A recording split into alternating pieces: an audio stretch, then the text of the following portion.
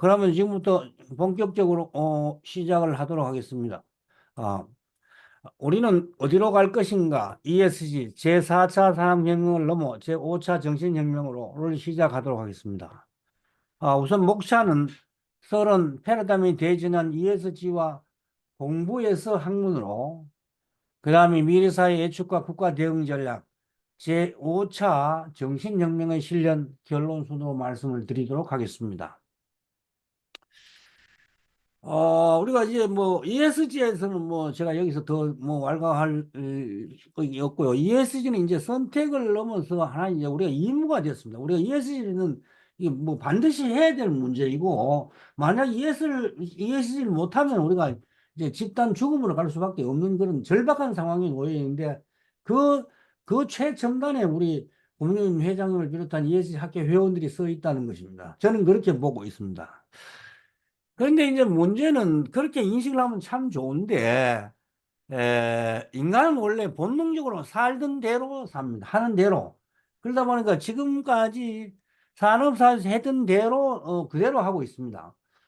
그러다 보니까 우리가 지금 갖고 있는 ESG 철학이나 이런 것들이 스며드는데 많은 노력이 필요하고 열심히 또 해야 되고, 하는 그런 시대가 있고.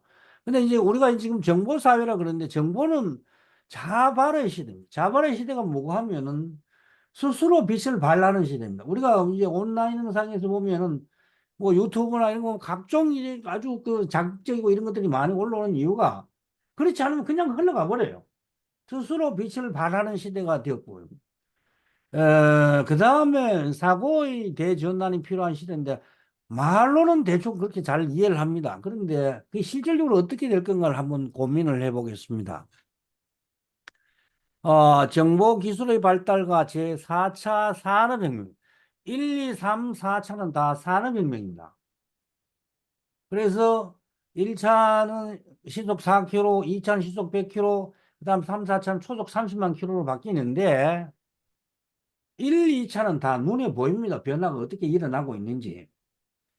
그런데 3, 4차는 어떻게 변화가 일어나는지 실질적으로 잘 보이지 않습니다. 정보의 전달 속도의 측면에서 보면. 우리가 그 인터넷에 정보가 그렇게 많은 정보가 돌아다니고 있지만은, 밖에 나가면 차량이 엄청나게 많이 돌아가는 걸 우리 다 볼 수 있잖아요. 그죠? 근데 인터넷에 데이터가 돌아가는 걸 보는 사람은 없습니다. 그죠? 볼 수가 없는 거죠. 그럼에도 불구하고 어마어마한 변화가 대변력이 일어나고 있다는 건 틀림없는 사실입니다. 그리고 소련에서 우리가 이제, 우리 이제 공무원, 우리나라 뭐 공무원뿐만 아니라 대체로 그렇습니다. 일하는 방식이 보통 우리 ESG 학회는 그 선도적인 학회는 좀 다릅니다만, 대체로 선례를 찾다가, 선례가 없으면 다른 지역이 어떻게 하는 찾다가, 그래도 없으면 다른 나라는 어떻게 해서 찾다가, 그래도 없으면 하지 마라 그래요. 왜 그런 쓸데없는 아이디어를 내가지고 골치 아프게 만드냐고. 그 결과는 어떤 현상이 벌어지냐면 창의력이 전혀 생기지 않습니다. 창의력이. 왜냐하면 창의력이라는 것은 새로운 것을 하는 데서 발생하는 건데, 선례가 있으면 할 필요가 없죠, 사실은. 그리고 이제 제가 이제 학교에 있다 보니까 늘 이제 고민인데, 우리나라 사람의 공부의 특징이 공부만 하고 학문을 전혀 하지 않는다는 겁니다. 이게 무슨 이야기냐면, learning to be human. 인간이 되는 교육은 저지 않고, learning to be competitive person. 경쟁력이 있는 사람을 만든다는 겁니다. 다시 이야기하면, 우리가 수업 시간에 뭐, 알겠지만은, 학생들이 질의응답하는 시간 거의 없어요. 우리가 공부를 하는 이유가 묻고 배우는, 그럼 말하는 건데, 그치, 뭐야, 소위 말하는 그 글로 쓰고 말로 표현하는 건데, 글로 쓰는 교육도 안 하고, 말로 하는 교육도 안 하고, 거의 뭐 암기 위주의 지식 교육만 하고 있습니다. 그게 우리 현실입니다. 그래서 결국은 경쟁력이 있는 사람만, 그 소위 말하는 지식의 암기력이 뛰어난, 뭐, 물론 그 이해력도 포함됩니다만, 암기력이 뛰어난 사람을 중심으로 교육이 집중되고 있습니다. 그러다 보니까 그 암기력이 좀 뒤진 사람들은 상당히 어려움을 겪고 있습니다. 그와 같은 상황 속에서 이제 제가 이제 고민을 하는 것은, 우리가 정치적으로 민주주의를 하는데 민주주의를 능가하는 정치 체제가 없느냐 한번 고민을 해볼 필요가 있다는 겁니다. 우리가 왜 민주주의를 하고 민주주의를 넘어가는 그런 정치 체제가 없느냐. 그래서 제가 이제 고민한 게 위즈덤 데모크라시. 지혜민주주의라는 걸 이제 고민을 하고 있고요. 그다음에 경제 체제를 능가하는 시장 경제를 능가하는 경제 체제가 없느냐. 그래서 이제 그다음 나온 게 이제 시장 경제 다음 나온 게 공유 경제 그다음에 구독 경제. 예, 구독 경제는 아마 여러분들 이제 뭐 와인이나 뭐 그다음에 신문이나 여러 가지 구독을 하는 이제 그 소위 말하는 사용 가치만 활용하는 그런 구독 경제가 나와 있는데 옷에 나오는 게 이제 데이터 경제, 제가 이름을 붙였습니다. 데이터 경제 나와 있는 말고 역구독 경제라는 말을, 제가 붙였습니다. 그 역구독 경제가 뭐고 하면은, 구독은 돈을 내고 하는 거고, 역구독은 돈을 받고 하는 겁니다. 그게 무슨 이야기 하면, 개인 데이터를 국가나 기업이 쓰면 그 데이터 사용료를 개인한테 지불을 해야 됩니다. 내 데이터를 쓰게 하는 대신에 국민들이 그 데이터 사용료를 받도록 하는 그게 이제 역구독 경제라고 제가 이름을 붙여놨습니다. 그러고 사회도 이제 우리 ESSD에서 ESSC로 지속 가능한 변화로, 그 다음에 무의자연, 자연이 스스로 그러고 한다고, 하는 거고, 그 다음에 지지불태, 그침을 알면 위험하지 않다, 뭐 등등을 적었고요. 그 다음에 이제 물질혁명을 넘어서 이제 정신혁명으로 가야 되는데, 지금 우리가 이제 이렇게 하니까 우리가 지금 AI 속에 챗GPT나 바드나 빙 등의 AI 속에 우리가 지금 2023년 현재 시기까지 다 들어 있습니다. 그래서 학생이나 뭐 교수나 교사의 존재 가치가 뭐고 하면은 2023년 현재까지의 지식을 이해를 하고 거기에 질문을 할 수 있어야 되고, 교수는 2023년 현재까지의 지식을 알고 그에 답변을 할 수 있어요. 2024 현재까지를 머릿속에 넣는 일은 별로 무의미하다는 거예요. 왜? 휴대폰 안에 다 있으니까. 그래서 어마어마한 이제 변혁이 일어나 있는데 그 변혁이 일어나고 있다는 걸 우리가 눈치채지를 못하고 있는 거예요.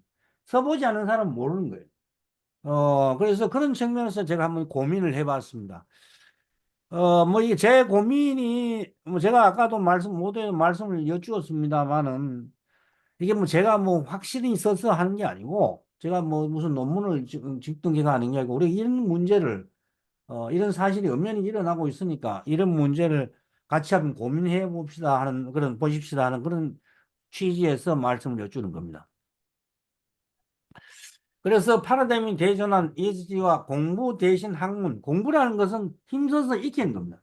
그래서 공부라는 자유는 없습니다. 힘써서 공부를 해야 돼요. 그 다음에 학문은 반드시 자유로워야 돼요. 묻고 배우고 묻는 게 학문인데 우리는 묻고 대답하고 하는 그런 훈련을 전혀 하지 않습니다. 그래서 학생들로 볼 때는 글을 쓰거나 말로 표현하는 기회는 전혀 없고 시험만 자꾸 쳐대는 거예요. 그래서 시험 쳐서 이기는 그런 사회로 만들고, 재미난 것은 천지 만물이 다 다른데, 우리는 수능 하나를 쳐가 전국의 학생들을 순서대로 세웁니다. 그러다 보니 어떤 현상이 모르지만, 그 수능 친 모든 학생은 다 불행합니다. 왜 불행하냐면, 1등 했는 언제 2등 될까 불안하고, 2등 한 사람은 1등 못 해서 짜증나고, 뭐 줄줄이 해가 전제 학생들이 다 그렇게 됩니다. 그런데 이제 그것이 어떻게 발전됐나 하면은, 그러니까 끊임없이 경쟁을 해야 됩니다. 그래서 요새 지금 우리가 노래방에 가서, 놀러 가서 노래방에 가서도 점수를과 경쟁을 합니다. 더 웃기는 것은, 우리가 요새 뭐 각종 그 TV 매체에서 막 트로트 방송이 막 난리가 나면 경연이. 그러니까 경연을 한 번 하는 까지 좋은데 그 중에 1등 한 놈을 뽑아서 또 경연을 합니다. 끊임없이 경쟁을 유발시키는 사회가 되었습니다. 이 사실은 굉장히 심각한 문제입니다. 경쟁하지 않으면 재미가 없어요. 무엇든지 경쟁을 해야 돼요. 그런데 우리는 함께 살아야 되는 거예요. 하여튼, 그래서 우리가 뭐 제가 좀 이야기가 그렇지 않습니다만 디지털 대전환이 이런데 우리가 발전하는데 발전량이 도대체 뭐냐? 뭐가 발전이냐면. 그래서 우리가 이제 발전이라는 것을 기술적인 측면에서 보면은 시간과 공간의 제약을 극복하는 과정이 발전입니다. 우리가 예를 들면 뭐 우리가 예를 들면 뭐 걸어 다니다가 차를 타고 다니다가 비행기를 타고 다니다가 결국 이제 인터넷을 타고 다니는 게 시간과 교양을 공간을 완전 극복한 것이 이제 우리가 거의 이제 우리가 여러분들 보시는 지금 우리가 갖고 있는 스마트폰 보이시죠? 이게 이제 시간과 공간이 극복을 한 그런 상태입니다. 그러니까 기술적으로는 이제 이 어떤 것도 스마트폰 속으로 다 들어오게 되어 있습니다. 왜냐하면 이게 시간과 공간 제약을 극복한 물건이니까. 그래서 인터넷으로 네트워크로 IoT와 인터넷으로 AI와 IoT로 연결된 그런 세상이 되는데 그러면은 정신적으로 과연 발전하였는가? 제가 이제 여담삼아 요즘 이건 제한테도 똑같이 던지는 질문인데 정신적으로 과연 발전했는가? 이제 여기 뭐 아마 이제 교회 다니시는 분도 계실 거고 성당에 다니시는 분도 계실 거고 절에 다니는 분도 계실 거고 하여튼 다양한 종교가 있을 텐데 과연 2500년에 태어나신 공자나 혹은 석가모니보다 지금 낫다고 생각하시는 분은 혹시 피곤하시는데 혹시 손 한번 내려보실랍니까? 들으려 그러면 안 되니까 내려보실랍니다. 저는 지금 공자나 석가모니보다 낫다고 이렇게 예수보다 낫다고 생각하시는 모양인데 손을 다 내리는 걸 보니까 에, 우리 ESG 학회 회원들은 아마 그럴 모르겠습니다. 근데 대부분의 경우는 자기가 공자나 석가모니나 뭐 예수보다 낫다고 물으면은 서뜻 우리 학회 회원들처럼 그렇게 서뜻 낫다고 이야기하는 사람 없을 겁니다. 그러면은 기술 문명은 그렇게 발전한 동안 2500년 전에 기술 문명이라는 게 뭐 있겠습니까? 종이 하나 없을 때인데 그렇지 않을 때도 없어가 주가를 썼는데 2500년 동안 도대체 정신적으로 뭘 했는가? 기술적으로 그렇게 발전할 동안에. 그래서 그런 고민을 우리가 한번 해볼 필요가 있다는 겁니다. 그리고 뭐 이제 대화 인공지능 AI 사물 인터넷 이제 로봇 시대 신유문 시대 이거 뭐 이런 거는 하도 많이 들어서 여러분들 아마 식상할 거니까 설명을 하지 않겠습니다. 근데 재미난 것은 이게 에, 주역의 음량하고요. 주역이 이제 우리나라 태극기가 이제 주역으로 구성이 되는데 음면양으로 이제 해서 이제 8개가 되고 뭐 64개가 되는데 바둑의 흑백과 컴퓨터의 영리이 다 같이 이진법입니다. 그건 대단한 거예요. 만약에 우리가 이 과학 사이언스에 조금만 관심을 가졌더라면 우리가 소위 말하는 주역이 나올 때 컴퓨터의 어떤 영리의 이론적인 배경이 다 나왔다는 겁니다. 그리고 이미 바둑의 흑백은 그것도 맨 이진법이죠. 그런데 바둑이 지금 알파고 우리나라 세상에서 컴퓨터한테 바둑을 이기는 사람이 딱 한 번 있는데 그게 우리나라 이세돌입니다. 그러고는 한 번도 이긴 적이 없어요. 그리고 바둑은 새 버전이 나올 때마다 지난 버전이 백전백승입니다. 더 이상 의미가 없다는 건데 그럼 바둑이 얼마나 하면 무량대수의 천배의 수가 있는 경우의 수가 나오는 게 바둑입니다. 근데 그 바둑은 이미 한참 물 건너갔고 지금은 이제 지구상에는 모든 지식을 다 넣어서 그 지식을 휴대폰으로 검색하고 컴퓨터로 검색하는 그런 시대가 됐어요. 그래서 지식을 머릿속에 넣어둔다는 것은 이제 거의 의미가 없는 그런 세상이 되었습니다. 물론 뭐 이해는 해야 되겠죠. 그 다음에 데이터, 공짜 데이터. 혹시, 어, 여러분들 이제 차를 다 가지고 다니실 텐데, 주유소 가서 혹시 공짜 기름 넣습니까? 어떻습니까? 공짜로 주유소에 가서 기름을 넣거나 혹은 돈을 달라 그러면 아주 뭐 경찰서 붙들려 가거나 안 그러면 뭐 큰 곤욕을 치거나 그렇게 했죠. 다 기름은 돈을 내고 넣죠. 그죠? 돈을 내고 돈을 받고 넣는 사람은 없어요. 근데 데이터 4차 산업사회는 원유가 데이터라 그러는데 원유는 반드시 2차 산업사회는 원유는 돈을 내고 원유를 반드시 사는데 데이터가 원유라 그러면서 데이터는 돈을 주고 가지고 가는 게 없어요, 거의. 일부 뭐 기업체나 이런 걸 제외하고는. 국민의 데이터를 정부가 그냥 공짜로 다 갖다 쓰고 돈 한 푼 안 줍니다. 그래서 이제 그게 가장 이제 불필요한 행정 중에 우리가 여러분들도 아마 지금 곧 하시거나 준비하고 있을 텐데 이제 연말 정산을 하잖아요. 연말 정산은 사실은 전혀 할 필요가 없는 정책이죠. 왜냐? 정부가 현금 영수증까지 다 갖고 있어요. 그죠? 현금 영수증 갖고 있고 주민등록 등록증 갖고 있고 뭐 세금 등등 다 갖고 있는데 그걸 또 해내라 그래요. 전혀 필요 없는 행동이에요. 그래서 그 정부에나 혹은 기업에서 국민의 데이터를, 소비자의 데이터를 무료로 쓰는 대가에 대한, 무료가 아니고 그 다 돈을 지불해서 돌려줘야 된다는. 그게 제가 아까 앞에 말씀드렸던 역구독 경제라는 거예요. 국민의 데이터를 사용하는 대가로 구독료를 국민한테 돌려주라는 거예요. 그게 구독이고. 왜 역구독이라는 말이 붙였는지는 조금 이따 다시 설명드리도록 하겠습니다.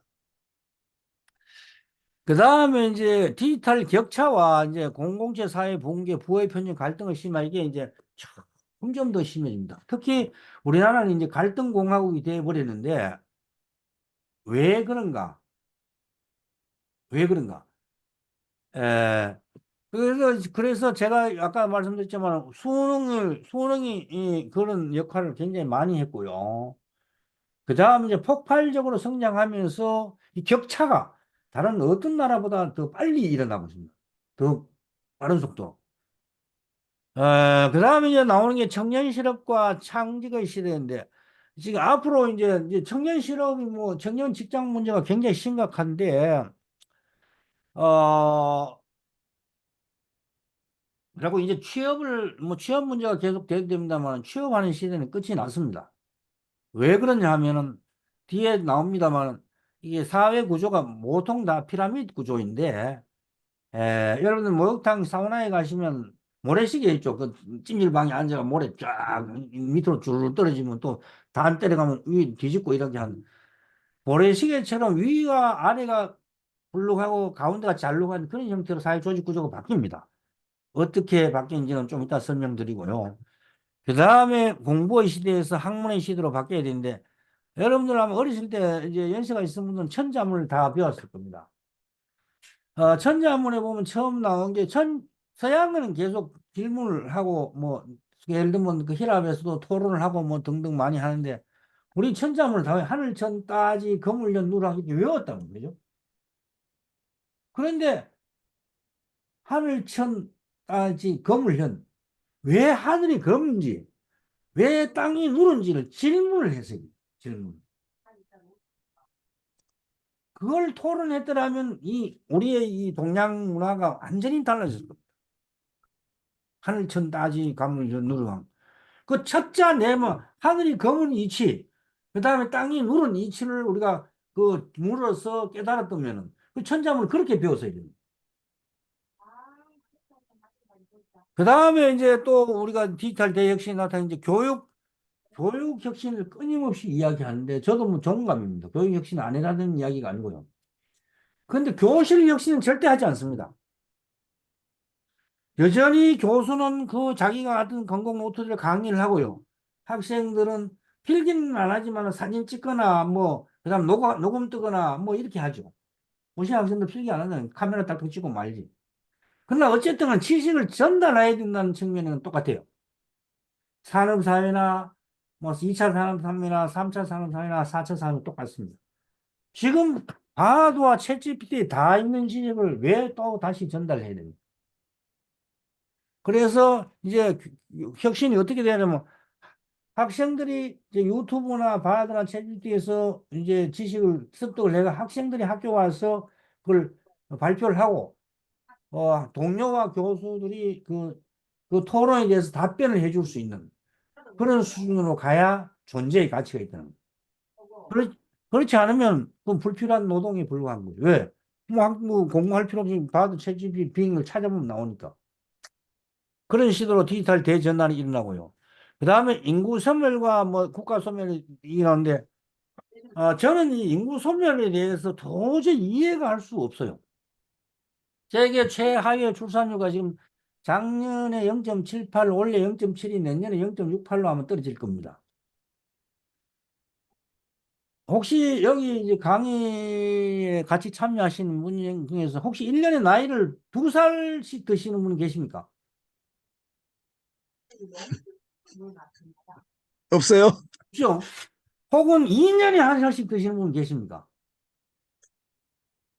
그것도 없어요. 그죠? 그건 뭔 이야기고 하면은, 누구도 1년에 2살 먹거나 2년에 한 살씩 먹지 않는다는 것은 지금 태어난 아이는 20살이 되려면 정확하게 20년 후가 돼야 20살이 된다는 겁니다.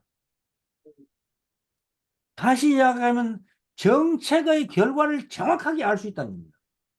그런 정책을 실패한다는 건 말이 되질 않아요. 정부의 존재 이유가 없는 거예요. 물론 약간의 어려움은 있겠지만 그건 바로 잡아야 돼요. 세계 제 최저의 출산율을 가지고 최고의 자살률을 갖고 있는 것을 뭐 어느 정부를 터나서 못 고치고 있잖아요. 뭔 정부가 하는 일이 뭐예요, 도대체? 결과가 뻔히 보이는 것을 고치지 못한다는 것은 그래서 왜 그러냐 하면 한번 보면요. 2005년에서 2020년까지 애와 관련해서 저수정해서 280조 원을 썼습니다.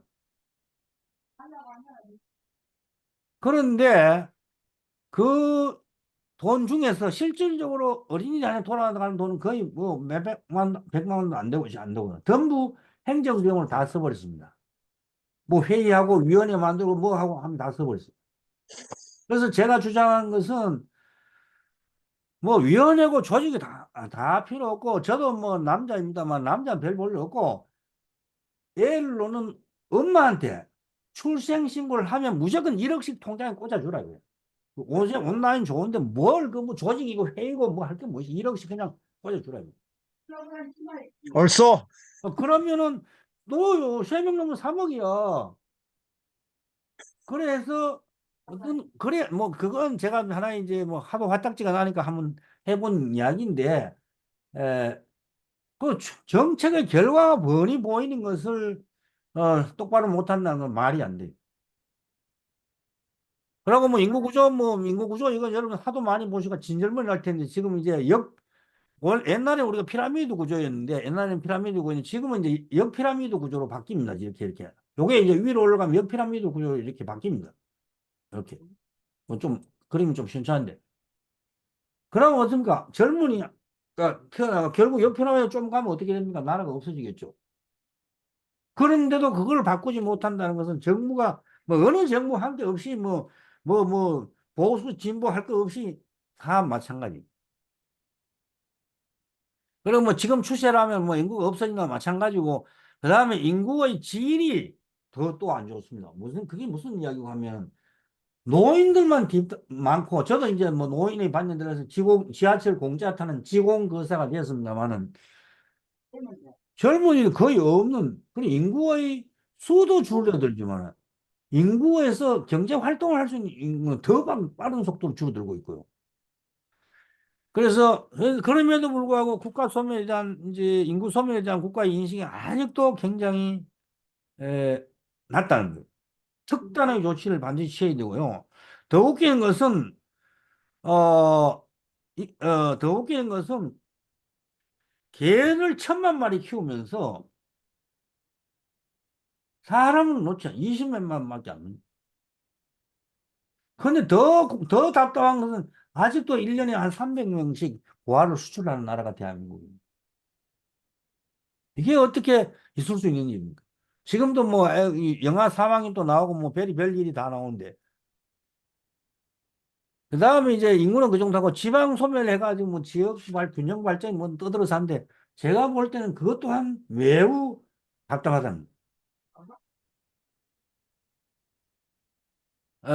우리나라 고속도로에 가시면 여러분들 아마 휴게소가 굉장히 잘 돼서 쓰면 기분이 좋을 걸 알고 있습니다.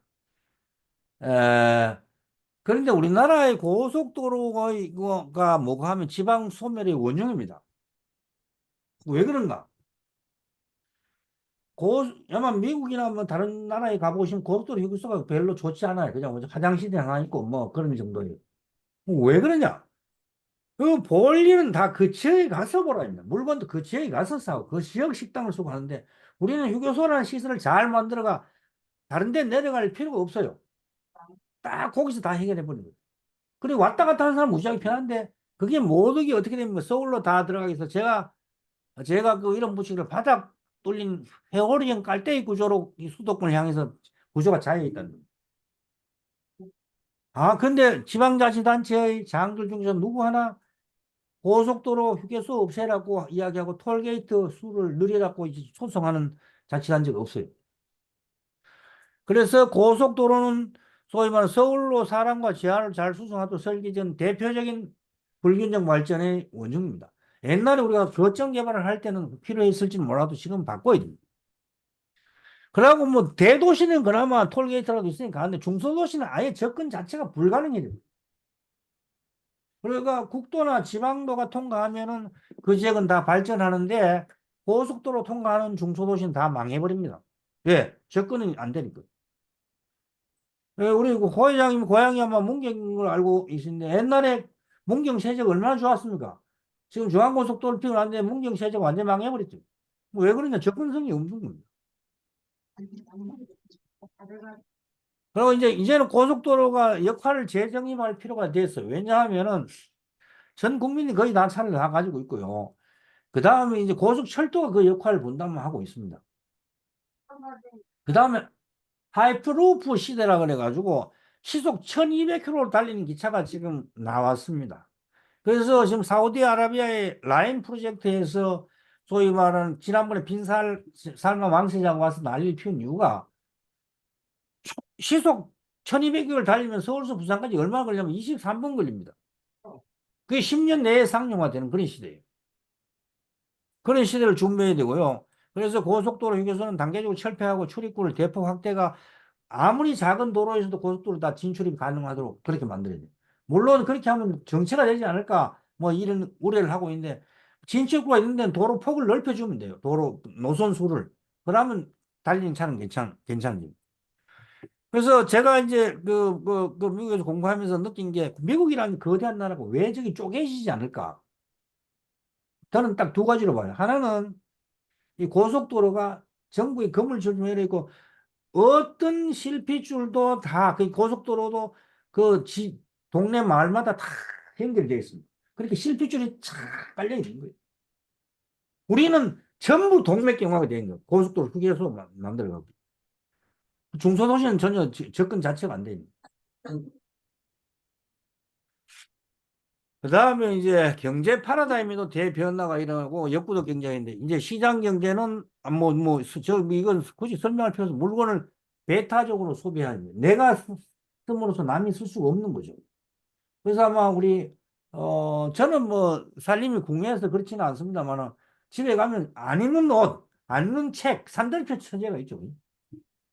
특히 저도 뭐 이제 이사하면서 책을 다 코트 디바르로 보내려고 지금 준비를 하고 있습니다만 아프리카. 어쨌든 간에 집에 사재해 놓은 옷, 사재해 놓은 신발, 사재해 놓은 책 이게 다 자원 낭비죠. 결국.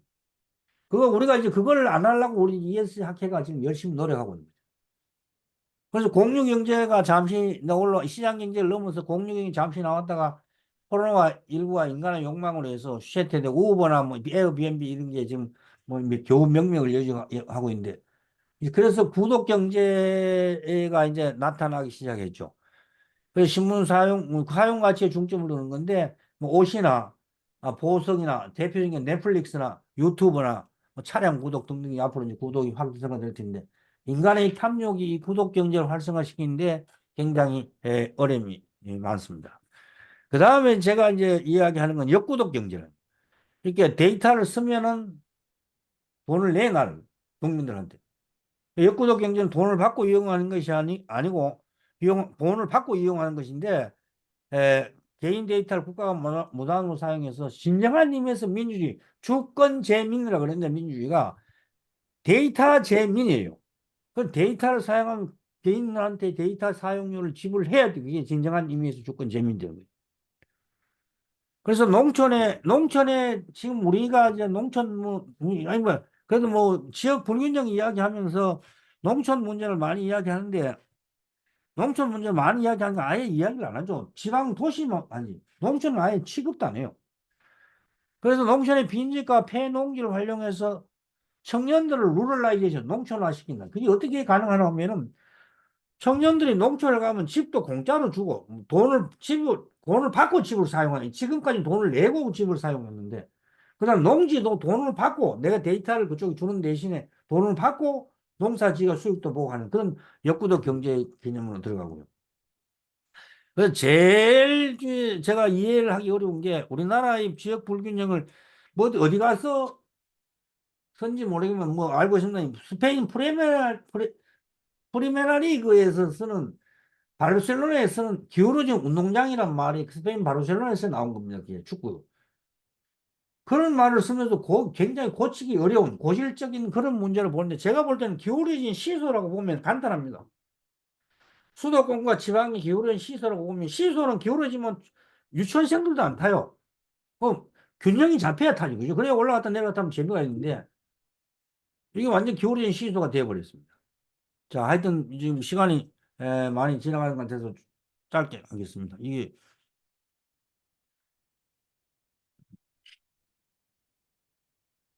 그다음에 역구독 경제와 천년연금 이제 우리가 뭐 유행가도 있습니다만 청춘을 돌려다오 젊음을 다오 여러분들도 이제 아마 청춘을 돌려다오라는 말이 실감이 날 만한 그런 연세가 된 것 같은데 왜 청춘을 돌려달라는 겁니까? 청춘이 좋으니까 돌려달라는 건데 또 뭐 아프니까 청춘이라는 말도 있고요.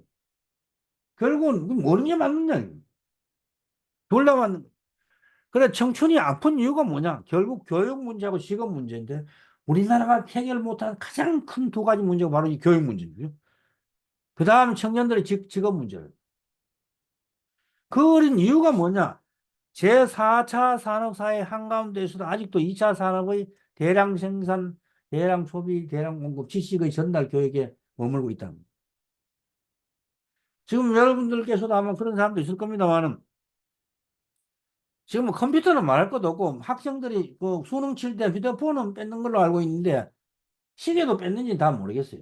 지금 시계, 이제 웨어러블 컴퓨터가 시계에 다 휴대폰 기능을 하잖아요. 이메일 기능도 하고. 그런데도 아직까지 여전히 그런 수능을 치고, 그래서 제가 수능을 없애면 노벨상이 나온다는 말로 이제 글을 자주 쓰고 합니다. 그래서 아까 제가 짧게 설명했는데 인구 구조는 뭐 이렇게 되는 건 말할 이게 이제 역피라미드 구조로 거의 바뀌었죠, 벌써. 예. 아, 2050년 되면 근데 직장 구조는 이렇게 바뀝니다. 위에 요게 뭐 AI한테 일을 시키는 직업 구조. 그다음에 AI가 시키는 대로 하는 직업 구조. 중간에는 뭡니까? 요 플랫폼 기업이라는 요명 뒤에 가서 설명을 드리면 직업 구조는 샌드글라스 구조인데 이제 이걸 모래시계를 샌드글라스라고 그러기도 하고 뭐 아워글라스라고 그러기도 하는데 그래서 중간에 유통 단계가 다 없어져 버립니다. 생산자에서 최종 소비자로 바로가면서 그 안에는 뭡니까? 소위 뭐 쿠팡이나 아마존 같은 플랫폼 기업만 살아남는다고. 그래가 중도매 상의하던 모든 부가 그쪽으로 다 쏠려간다고. 그 직업의 종류에도 이제 크게 두 가지로 나눠지는데 AI한테 일을 시키는 직업과 AI가 시키는 하는 직업으로 나눠지고 이제 그게 이제 아마존이나 이 쿠팡이나 등 플랫폼 기업이 대성장을 하는 시대가 그래서 옷에 소위 뭐 플랫폼 기업과 택배 사람이 엄청나게 많죠. 그래서 여러분 혹시 약주 잡수시고 대리운전 부르면 굉장히 잘안 잡힙니다. 옷에는. 왜냐하면 전부 택배 기사로 다 가버렸어요. 택배 하는 만큼 돈을 많이 버니까. 그리고 젊은이들이 직장이 안 되니까 전부 이제 공무원 시험에 매달리고 있습니다. 그래서 제가 드린 말씀은 역구독 창직 시대. 예, 직장을 이제는 쉽게 말씀드리면 직장은 자기들이 각자 자기 시장을 자기가 만들고 돈은 국가에서 대라. 봉급은. 그럼 그 무슨 돈으로 될 거냐 이렇게 나오죠 또. 그래서 이제 청년연금이라는 제도를 제가 이제 도입하려고 열심히 지금 준비를 하고 있습니다. 그래서 주택연금과 농지연금을 결합한 통장주택을 만들고 청년연금이 뭐고 하면 그리고 연금이라는 건 우리가 필요할 때 받아야 됩니다. 늙어서 뭐 돈 줘도 쓸 돈 모아도 필요 없고 미리 청년들이 직장을 만들고 소득이 안 되니까 연금을 미리 받으면서 어느 정도 수속을 보장하고 성공하면 갚으라는 거예요. 그래도 만약에 못 갚으면 나중에 이제 그 노령연금 할 때 어떤 제재를 가한다 이렇게 해서 청년들이 직장의 문턱을 낮추고 지역의 농어촌 문턱을 낮추어서 균형 발전과 세대 간의 균형 발전을 이뤄내야 된다. 그리고 이제 대한민국 지도자들이 갖춰야 될 지금 가장 큰 문제가 지도자들이 이제 그 대한민국이 굉장히 빠른 속도로 성장했다는 건 다 아는 사실입니다. 근데 그 뒤에는 압축적인 문제가 있다는 것은 간과하고 있어요. 그래서 언제 무슨 일이 터질지 아무도 몰라. 그래서 백두대낮에 물에 뭐 떠내가 죽질 않나, 뭐 그 찡겨 죽질 않나. 그런 털토당토한 사건이 일어납니다. 예를 들면 외국에서 200년, 300년 동안 발전하고 우리는 4, 50년만 다 해치웠으니까 문제도 거기 4, 50년 동안 압축이 돼 있다는 걸 인식을 해야 됩니다. 근데 우리 ESG 학회가 이제 그런 것을 해결하는데 앞장을 서야 돼요. 또 그렇게 해야 되고 지구를 살리고 인류를 살립니다. 그다음에 뭐 신중문 시대 뭐 등등 나옵니다만은 이제 일하는 방식도 이제 장소와 시간의 무예가 됐다는 거예요. 우리가 지금 온라인으로 지금 전국에 흩어져서 이 온라인으로 토론회가 진행되고 있잖아요. 시간과 장소가 별 의미가 없는 거예요. 어디든지 할 수 있습니다. 그래서 무예, 장애가 없는 상태가 되어버렸어요.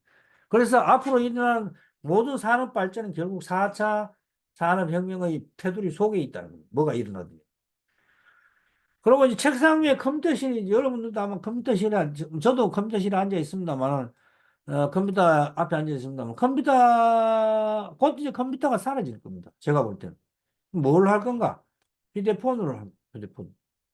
휴대폰은 거의 다 하죠. 사실은 문서 작업 내놓고, 문서는 이제 키보드가 작아서 문서 작업을 못 하는데, 그 다음엔 다 스마트폰 다 하죠. 뭐, 원행, 업무, 기차표, 뭐 등등 다 그걸 하죠. 그 다음에 이제 하드웨어, 클라우딩 컴퓨터를 해가지고 그 원드라이브나 구글 드라이브나 이런 쓰고 이제 다 쓴다 이거. 그래서 컴퓨터를 가지고 다닐 필요가 없고요. 그래서 이제 앞으로는 이제 투잡, 직장도 두 개, 집도 투잡, 투 하우징 팔시가 이제 나와야 돼요. 우리도 이제 세컨드리 하우징이 나와야 돼요. 그래서 집을 이제 농촌에 하나, 도시 하나 있는 거는 1가구 2주택으로, 1가구 1주택으로 간주하고 도시에 두 개 있거나 이러면 이제 제재를 가야 됩니다. 그래서 농촌 하나 도시 하나에서 왔다 갔다 하면서 왜냐하면 시간과 장소가 이제 제한이 없는 그런 상태니까요. 자, 그렇게 해서 이제 그 디지털 대전은 그 정도를 하고 그다음에 미래 사회 예측과 국가 대응 전략. 그래서 제가 뭐 이제 ESG를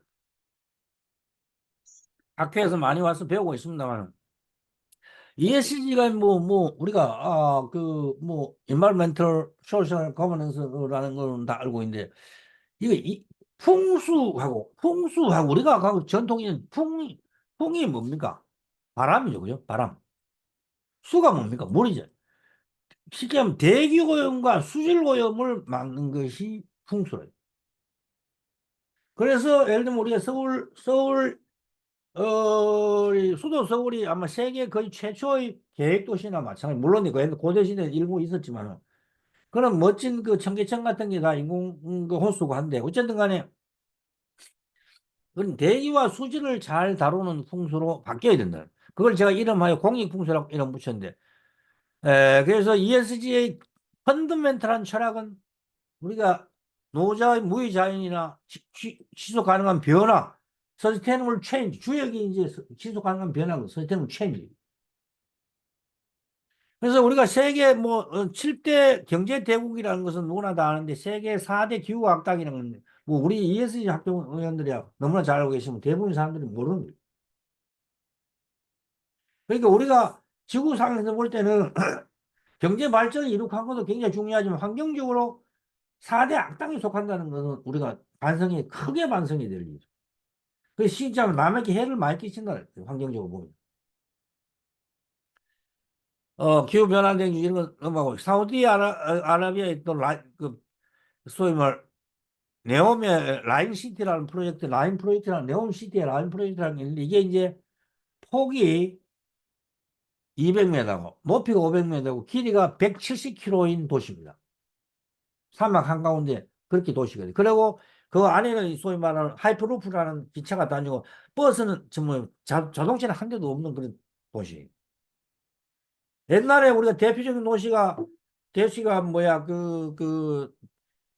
아랍에미레이트의 두바이가 대표적인 도시로면 그건 이미 한물 간 거예요. 그 다음에 이제 압축 성장과 압축의 문제가 있고, 이제 우리의 정치 지도자는 굉장히 다른 나라 어떤 정치 지도자는 굉장히 신중하고 꼼꼼해야 된다. 왜? 압축 성장 뒤에는 항상 압축적인 문제가 기다리고 있기 때문에. ESG 정신은 이제 후쿠시마 원전 오염수를 바다에 방류하는 것은 곧 인류의 종말의 출발이라는 거죠. 우리가 ESG 학회에서 이런 방향을, 물론 그 자체로는 별 문제 없을 수도 있어요. 그러나 모든 다른 나라에서 그런 식으로 하면은 결국은 국가 ESG 경영과 이제 333 국토균형 발전 전략인데, 요거는 뭐 조금 범위를 벗어나서 제가 지금 약간 감기 기운이 있어 목소리가 안 좋습니다만, 333이 뭐가 하면 지역 세계, 산업 세계, 교통수단 세계입니다. 그래서 남북권은 지역 융합입니다. 부울경, 그다음 대구, 경북, 광주, 전라, 남북도를 합쳐서 합치고, 산업융합은 디지털, 그린, 물류를 합치고, 교통은 고속철도, 국제항만, 국제공항을 합쳐서 세종시를 중심으로 해서 수도권과 남북권에서 이 시소가 밸런스를 이루도록 그렇게 대경제권을 형성해야 돼요. 그래서 울산 부울경에는 그 가덕도 신항만과 신공항 신출동 교통체계 융합을 하고, 그다음에 그 그다음에 산업의 융합, 그다음에 지역의 융합을 해서 남북권이 인구 2천만 이상의 대경제권을 형성해서 수도권에 버금가는, 다시 말하면 시소가 균형을 이루는 쪽으로 발전해서 어 이걸 고속철도망은 중국의 단동까지 연결하고, 그다음에 러시아의 동진정책과 협력해서 출발점을 부산에서 목포의 시작해서 중국의 단동, 러시아 뭐 블라디보스토크 연결해서 동북아 대경제권의 형성을 우리가 추구를 해야 됩니다. 그래서 하도 안 돼가 제가 요새는 이제 심지어 남북권 독립론까지 끌고 나오고 있는 중입니다. 그래서 아마 서울에서는 잘 못 느낄 텐데 하여튼 그렇습니다. 지방 상황이 그만큼 좀 절박합니다. 그 다음에 정신혁명인데 뭐 하면 정신혁명, 우회 사상과 스마트폰. 여러분들이 인류의 발달은 시간과 공간의 제약을 극복하는 과정인데, 걸어 다니다가 자동차를 다니다가 인터넷 하다가 AI와 사물 인터넷까지 왔는데, 여러분 쓰고 있는 스마트폰이 환경에서 나온 건 잘 모르시죠? 명상에서 나온 거예요. 스티브 잡스가 인도 가서 명상하면서 거기서 얻은 것이 바로 스마트폰입니다. 스티브 잡스가 스마트폰을 만들 때 인도의 명상가라는 건 다 알고 계실 거고. 그래서 화음의 그 어떤 세계로 사물의 무해, 장애가 없는, 시간과 공간의 제약이 없는 그런 상태인데, 어, 근데 우리나라는 미국이나 중국 하면 아국이라든지 마이 컨트리라든지 마이 와이프라든지, 우리는 마이 와이프라는 소리 안 하죠. 내 아내라는 소리 잘 안 하죠. 우리 아내라 그러지 보통. 보통 우리 식구들, 우리나라, 우리 지역, 우리 문화 뭐 이렇게 이야기해요. 내 문화 이런 소리 안 하잖아요. 근데 가만히 생각해보면 신랑과 와이프를 우리로 같이 있으면 이게 보통 문제가 아니잖아. 그죠? 신랑을 우리 신랑이라고 그러고 우리 와이프라고 그러는데, 근데 아무 문제 없잖아, 우리는. 그죠? 그렇게 살아도. 우리 신랑이라고 해서 뭐 아무나 가서 써야 되는 건 아니잖아. 그러니까 우리는 기본적으로 DNA, 그 사회의 원단의 출발이 우리예요. 아이가 아니다. 그래서 사람인지가 그렇게 써야 되는 거예요. 그 철학이 이 나라의 건국 신화에 박힌 홍해 인간입니다. 널리 인간을 이롭게 하는. 널리 인간을 이롭게. 모든 인간을. 그 오시의 말로 재해석하면 널리 종에 이로운. 아이고 다이버시티. 모든 종에 이로운. 그게 바로 우리 ESG가 추구하는 그런 기본 철학하고 맥을 같이 하는 거죠. 그래서 제가 여기 학회에서 여러 대석학 앞에서 이런 말씀을 드리는 면서 좀 그거 송구합니다만, 함께 고민을 해보죠. 제가 뭐 답을 갖고 있는 것도 아니고요. 그런데 이제 그러면 물질의 스마트폰을 만들었어 이제. 그러면 마음의 스마트폰을 만들 수는 없느냐? 만드는 사람은 없느냐? 그게 바로 이미 1300년 전에 원효 스님의 무예 사상이, 무예, 똑같은 무예입니다. 위에 무예, 밑에 무예. 내가 거침없이 세상을 하는도 바로 문제가 되지 않는 그런 무예 사상을 이뤄내야 됩니다. 그래서 세계 정신문화, 이 무예 사상이 이제 일반화될 때 세계 문화의 성지와 홍익 인간의 이념을 본격적으로 실천해 볼 수 있는 그런 세상으로 바뀌게 되고. 물론 이제 우리가 뭐 인터넷이야 뭐 스마트폰이야 우리가 잘하는 걸 말할 필요도 없고. 그래서 모랄리, 도덕적으로, 윤리적으로, 또 인간적으로 모든 종에게 이뤄, 모든 인간에게 이런 홍보의 시대를 만들어야 되는.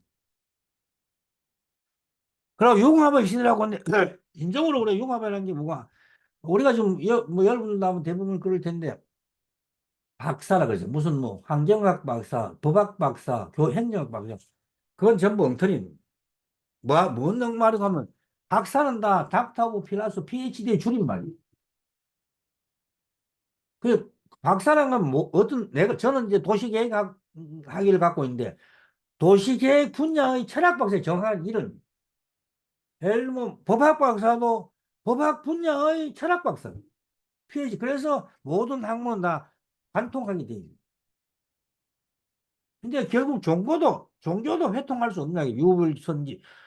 이제 우리나라에서 그런 일은 많이 일어나고 있죠. 유교, 불교, 도교, 뭐 기독교 등등이 합쳐져서 어, 특히 퇴임하신 우리 성직자들은 같이 모여서 많은 토론을 하고 그런 세상으로 지금 바뀌어가고 있습니다. 그다음 위지통 큐와 위지통 큐 빅데이터 시스템 국가 대저하는 전략인데 우리 눈이 망원경으로 되고 현미경으로 되는 그런 시대에 달려 있습니다. 왜냐하면 우리가 위성 영상을 끊임없이 볼 수 있고 아주 마이크로한 것도 볼 수 있고 그렇죠. 근데 AI 머릿속에 우리가 그래서 AI에 대해서 자꾸 이야기를 하는데 위지통이 뭐가 하면 우선 위성 영상 지리 정보 시스템 통계 QGIS입니다. QGIS는 뭐가 하면 분석 프로그램이에요. 자동 분석 프로그램. AI 머릿속에 또 이야기를 건너뛰면 AI 머릿속에 뭐가 들었노 하면은 수학과 행렬이 들어있어요. 그래서 수학은 열심히 배워야 돼요. 수학은 공부를 해야 된다. 수학은 지금 학생들한테 수학은 열심히 가르쳐요. 그래서 지금 이 위성 영상인데 이거 뭐 여기 돌려서 뭐 회전시켜 동영상을 보여드리고 해야 되는데 시간 관계상 그건 어렵고 다 알고 계시니까. 그 다음에 이거 이제 지리정보 시스템입니다. 그 다음에 그 위성 영상과 지리정보 시스템을 합치면 이렇게 이제 데이터가 잡히는 거 여러분들 많이 보셨을 겁니다. 근데 요 좌측에 되는 것이 뭐가 하면은 우측에 요거 우리가 배운 겁니다. 좌표. 위성 영상과 지리 정보 시스템은 다 좌표가 있습니다. 그래서 동경 맷도, 위도 맷도 좌표가 있죠. 그죠? 그다음 우리 여러분들 갖고 있는 내비게이션에 이제 위치를 찾아가자는 건 다 좌표 경을 찍어 찾아가는 거니까. 그런데 우리나라는 불행하게 통계에는 좌표가 없습니다. 그래서 위성 영상과 지리 정보 시스템 그 좋은 데이터가 있으면서도 통계 자료하고 붙여 쓸 수가 없어요. 붙이려면 꼭 이제 주소로 해서 일일이 좌표값 줘서 붙이는데 그거 하나고. 그래서 제가 이제 주장하는 게 통계에다 좌표값을 주자는 거 이야기하는데 그 뭐 이제 데이터 또 뭐야 개인정보 보호하고 또 뭐 여러 가지 문제가 좀 있습니다만 하여튼 그래 우리가 좌표도 배웠고요. 그 다음에 그 삼각형의 비변 사인 코사인 뭐 탄젠트도 배웠고요. 그 다음 원둘레 되는 공식도 배웠습니다. 이게 왜 배웠는지 배우긴 배웠는데 분명히죠. 왜 배웠는지 안 가르치는 거예요. 왜 이걸로 왜 배웠는지. 그래서 이게 뭐가 하면 다 좌표를 연결해서 위성 영상 통계 지리 정보 연결해서 그거를 자동 분석 프로그램을 분석해서 쓸 수 있도록 한 게 위시통 Q예요. 제가 이제 이 말은 제가 만든 말인데. 그래서 이제까지는 전부 이렇게 돼 있어. 이렇게. 전부 따로따로. 근데 앞으로 이제 그 위시통 Q가 되면 위성 영상 지리 정보 Q가 좌표 값으로 다 연결되면 QGIS라고 자동 분석 프로그램이 따라 붙어요. 그게 된, 이게 이제 이렇게 바뀌었는데, 딱딱 맞춤형으로. 말로 맞추던 거, 그걸 이제 그림으로 표현하면 이렇게 돼. GIS, 내비게이션, 그 다음 통계, 내셔널 스태티스틱스, 그 다음 세트라이트 이미지, 위성 영상. 이것이 다 지오 레퍼런스, 위치 좌표로 다 연결시켜서 Q, 그거 뭐 QGIS의 분석 프로그램이에요. 그걸 연동을 시키면 어떻게 되냐면, 위성 영상을 찍는 순간에 자동으로 다 연결되게 데이터가 분석해가지고 결과치를 실질적으로 눈으로 다 보여주게 합니다. 그런 시스템이 지금 다 개발되어 있는 상태입니다. 근데 우리 기획재정부에 있는 통계청, 그 다음에 뭐, 국토부에 있는 지리정보 시스템, 과기부에 있는 그 뭐, 항공우주연구, 이거 합쳐지지 않아서 데이터가 융합이 안 되는 거예요. 그래, 교수님들이 여도 하면 그런 경험이 많을 겁니다. 그런 분들이 많을 텐데, 할 때마다 자기가 다 붙였어야 돼요. 제가 1990년도에 미국에서 유학할 때, 직장 생활을 할 때 이걸 했는 일이 이거예요. 어마어마하게 지금 우리가, 지금 큰 문제를 갖고 있어요. 만약 이것만 되면, 소위 말하는 메타버스라든지 뭐 하여튼 뭐 디지털 투이나 이런 것들이 다 말이 안 되는 이야기예요. 왜냐하면 통계가 없다는 거야. 그러면 뭔 말인지 모르는 거예요. 그래서 예를 들면 이렇게입니다. 우리가 뭐 2002년 올림픽 뭐 월드컵 경기를 내가 뭐 경제 유발 효과가 얼마고 뭐 산업 유발 효과가 얼마고 뭐 이야기하잖아요. 근데 어디에 얼마인가 물으면 아무도 몰라요. 왜? 위치 좌표가 없거든. 근데 어디에 얼마나 걸 정확하게 위치 좌표까지 딱 잡히면 정책의 실패라는 건 있을 수가 없고 가장 최악의 대안을 만들어서 쓸 수가 있다는 겁니다. 그것이 다 우리가 이 ESG 학회 속에 다 들어가 있는. 왜냐? ESG가 결국 우리가 미래를 구할 수 있는 빅 철학이니까 이게 데이터도 그렇게 따라서 맞춰줘야 됩니다. 뭐 지방 나들목 소멸 정책은 뭐 더 이상 이야기하지 않겠습니다. 그 다음에 이제 탄소제로 2050과 지금 아마 다 대충 다 알고 계시겠습니다만 인공태양의 프랑스에서 만들고 있는데 지금 거의 반을 만들었어요. 그 핵심 기술을 우리가 지금 한국이 갖고 있던. 그래서 제가 줄기차게 이야기하는 게 이제 인공태양 국가산업공원인데 지금 세계적인 대세가 이제 공단이 아닙니다, 공단. 우리 ES 학회에서 적극 나서져 있는데 전국에 있는 공단을 다 공원으로 바꿔야 돼. 공원 속에다가 첨단 산업들을 집어넣어서 산업 구조를 대개편해야 돼. 물론 뭐 아껴 쓰기도 중요하고 다 중요하지만은 국가 대계획의 최첨단의 ESG 학회가 나서야 됩니다. 그래서 우리 뭐 고문정 회장님을 비롯한 호남식 부회장님 뭐 종직 모두 우리 ESG 학회 전원이 이 우리나라를 선진국으로 선도국으로 만드는데 발벗고 나서야 됩니다. 유지통 큐 하나만 돼도 어마어마하게 전략을 할 수 있죠. 그 다음 개인정보, 공짜 데이터와 개인정보. 주유소 가서 공짜 기름 넣기 하는 거나 지금 정부에서 하는 짓이 똑같은 거예요. 그래서 제가 하는 이야기 좀, 이야기가 좀 이제 격해졌습니다만. 그래서 뭐 요새 뭐 국회도 뭐 지금 우리 얼마 전에 며칠 전이지 뭐지 그저께인가 그 국회 가서 이제 ESG 대상도 수상하고 있는데 입법, 사법, 행정, 예결산 모두를 AI에 집어넣어서 한번 돌려보자. 어디가 중복되고 어디가 문제가 되는지. 그 경상북도 같은 뭐 예를 들면 AI가 지금 AI 도입사도 일부 도입되고 있죠. 그래서 뭐 하여튼 디지털 격차가 많다는 이야기는 드렸고요. 그 다음에 이제 제4차 산업에서 5차 정신혁명. 뭐 이건 다 설명하겠습니다. 이제는 무력의 시대는 끝나고 물력의 시대가 돌아왔습니다. 지금 하마스하고 뭐 지금 이스라엘하고 전쟁을 하고 있습니다만 그 전쟁을 해결될 수 있는 문제가 아니에요. 이제는 물력으로 해결돼. 물력이라는 말은 제가 만든 말인데 그런 힘이 소위 말하는 문화의 힘에 의해서 세상이 돌아가야 돼. 그래서 세계적으로 금속 활자, 목 활자 이 활자가 나오는 게 세계 문명사를 바꾸는 가장 중요한 건데 그게 우리나라에서 나오죠.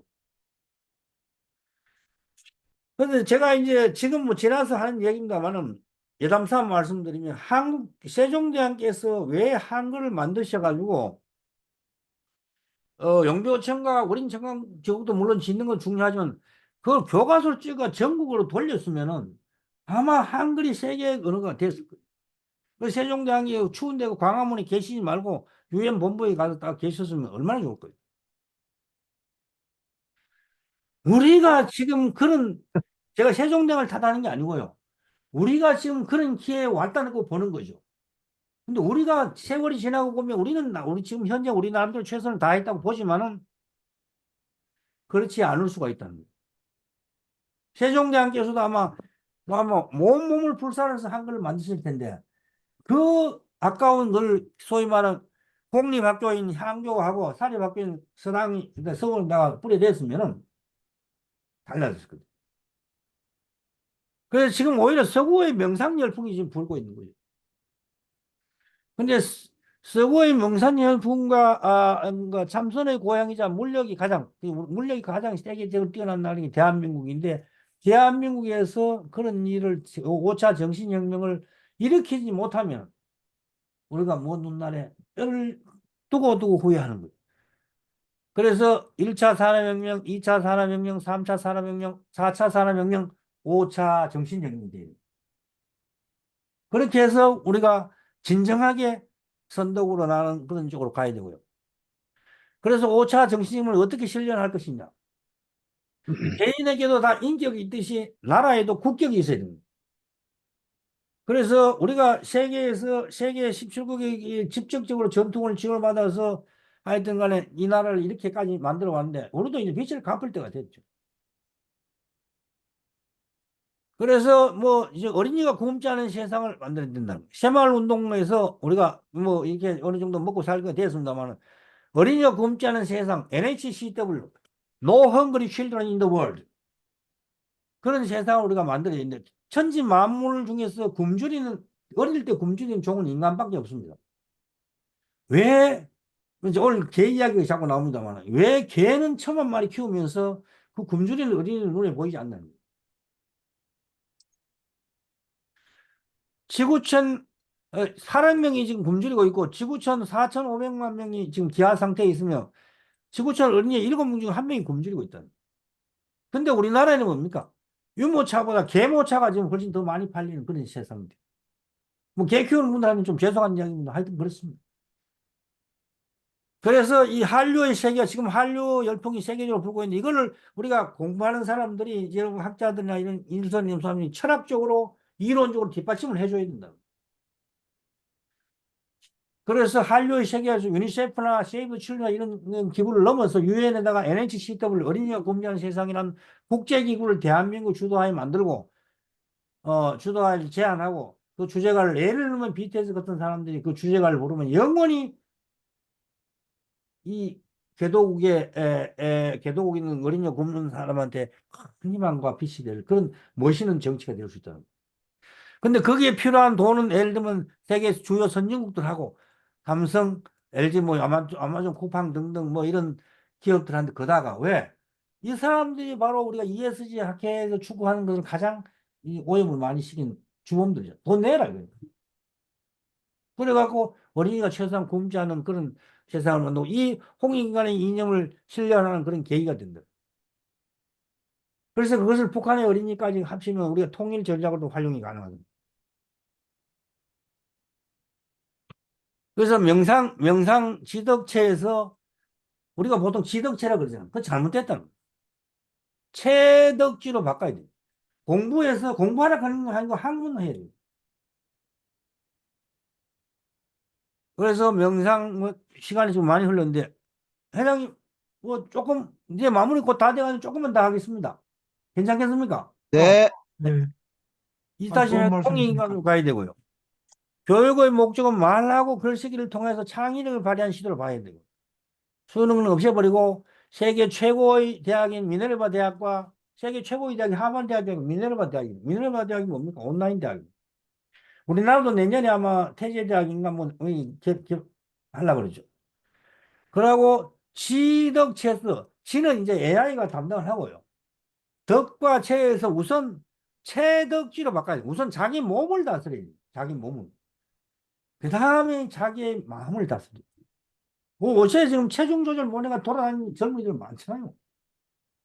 먹는 걸 어떻게 먹어야 되는지 가르치지 않아요. 잠을 어떻게 자는지 가르치지 않아요. 저만 해도 아니 잠자는 게 제대로 안 되고 아직도 고생을 하고 있습니다만. 결국 교육의 핵심은 자신의 몸과 마음의 수행으로 귀결된 대한민국 오직 지식에만 매달려 있는 그런 교육으로 가고 있다. 그래서 이제 교실 개혁이 일어나야 되는데, 교실 개혁이 뭔가 학생들이 수업 시간에 자기 수준에 맞게 강의를 하고, 질문을 하고, 동료들이 토론하고, 교수가 그 토론에 대해서 답변을 하는 거예요. 학생들은 지식을 어디서 얻느냐? 유튜브나 혹은 챗GPT, 바드, 빙이 다 나와 있다면. 그래서 자기 수준에 맞도록 그 골라서 단계별로 하고, 그래서 학생이고 교수고 정말로 창의력이 극대화되도록 공부를 지극정성을 다해서 해야 되는 그런 세상이 되어버렸다. 그러고 지금 깨달음을 측정하는 정도가 우리 스님들 중에서 소위 말하는 해탈했다, 깨달았다 하는데 얼마나 깨달았는지 한번 보자 하면 재보는 기계가 지금 거의 나와 있는 상태입니다. 그래서 오늘 좀 뒤에 이야기 나옵니다만, 이건 다 넘어가겠습니다. 고령화 대시도 마찬가지. 이제 결론적으로 말씀드리면 수능을 넘으면 노벨상이 나온다는 거고, 그 다음에 세상에 똑같이 대학 나가 누구는 구급 공무원하고 누구는 상급 공무원합니다. 다 학벌이 똑같아요. 물론 구급도 못하는 사람이 대부분인 거예요. 구급 공무원이 뭡니까? 공무원 시험 중 구급으로 출발하죠. 상급이 누굽니까? 판사들입니다. 사급이 뭐 검사. 지금 그래서 수능도 반드시 지금 없애야 되는 이유가 지금 고등학교 졸업생 수가 대학생 졸업생 수보다, 좀 입학생 수보다 작습니다. 다시 하면 일부 대학의 우수한 학생을 뽑는 그것도 잘 배우는 학생을 뽑는 수단을 제외하고는 아무런 의미가 없어요. 누구나 다 대학을 갈 수 있는 세상이 됐으니까. 무시했는데. 그리고 전원이 다 대학생인데 뭘 그걸 시험을 쳐가지고 그것부터 상까지 골라내요. 그냥 순서대로 해가 올라가면 되지.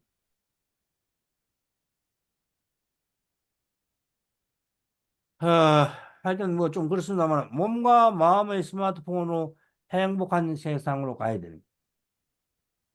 그래서 취직을 넘어서 창직의 시대로 만들고 청년연금을 만들어야 되는 세상으로 바뀌어야 됩니다. 인간 재전환, 대전환과 공익풍수, 도덕성 회복, 홍익인간 등을 넣고, 제가 이제 이 마지막으로 하나 드리고 싶은 말씀은 우리 ESG 학회와 ESG 학회 직접 해도 좋고 하면 더 좋고 안 해도 할 수 있는 세계 문명을 리드하는 우리가 하계올림픽, 동계올림픽, 장애올림픽, 패럴올림픽도 다 하는데 왜 정신올림픽을 하지 않냐. 그래서 우리나라가 물력의 고장인 이 나라에서 더구나 소위 말하는 환경적으로 우리가 지금 ESG가 세계를 지금 주도하는 그런 학회로 반열에 올랐으면서 정신놀림을 같이 해서 세계 문명을 리드하는 그런 멋진 선진국을 넘어서 선도국으로 가는데 우리 ESG 학회가 선봉에 나서야 한다. 그래서 정신올림픽을 하려고 지금 맹렬히 지금 준비를 하고 있는 중입니다.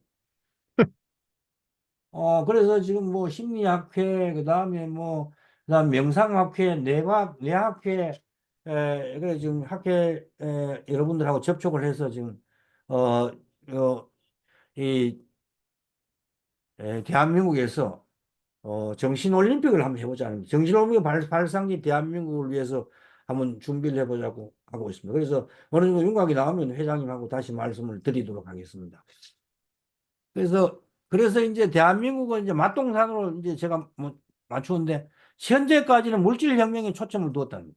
그래서 도시화, 산업화, 서구화를 레스나이제이션인데 지금부터는 정신력을 위해서 루럴라이제이션, 멘탈라이제이션, 코리안나이제이션 하고 그래서 정신력은 스마트폰을 들고 스마트폰이 면 물질의 무해, 물질의 끝판왕, 그 다음에 무해의 춤을 정신적으로 어떤 이제 완성된 상태, 정신과 육체가 완성된 상태에서 스마트폰을 들고 무예를 추면 신명하고 행복한 대한민국이 되는 거고, 이 철학이 ESG 학회와 함께 널리 퍼져서 소위 말해 홍익인간의 이념이 전 세계로 뻗어나가는 그런 학회가 되어 있습니다. 그래서 이걸 간단히 제 소개하면 주택연금하고 제가 농지연금을 제가 만든 겁니다. 그런데 그거가 중요한 게 아니고 우리 고문현 회장님이 아마 세계 문경 군인 올림픽 하신 거 알고 계시죠? 그거 제가 낸 아이디어입니다. 대단하십니다. 그리고 저게 그거 내가 요걸 뭐 주택연금 할 때도 마찬가지고 농지연금 할 때도 마찬가지인데 본인 올림픽 할 때 그 아이디어 냈다고 욕 무지하게 얻어먹었어요. 그런 황당무계한 소리를 하고 다니냐고. 결국 했잖아요. 네, 여전하십니다. 그래서 ESG 학회와 세계 정신올림픽을 지금 내 정신올림픽 얘기하고 좀 떠돌아다니고 있는데 욕 많이 먹고 다녀요. 그럼 욕 할 사람은 하는 거고 원래 이런 건 또라이들이 하는 겁니다. 그래서 뭐 또라이들이 이거이 자처하죠. 그래서 제가 뭐다뭐 현명하신 분은 다 알고 계시겠지만 제가 평생 진급을 못해서 조교수로 정년퇴임을 국가에서 정년퇴임 강제적으로 쫓겨난 사람입니다. 조교수로 승진을 못하고. 하여간 장시간 동안 성청해 주셔서 감사드리고요. 오늘 발표는 일단 이걸로 일단락을 짓겠습니다. 고맙습니다. 감사합니다. 네, 이제 화면 공유 중지 부탁드립니다. 공유 예, 중지. 예. 네, 오늘은 정말 맛이 다른 특별 메뉴로 강의를 해주셨습니다.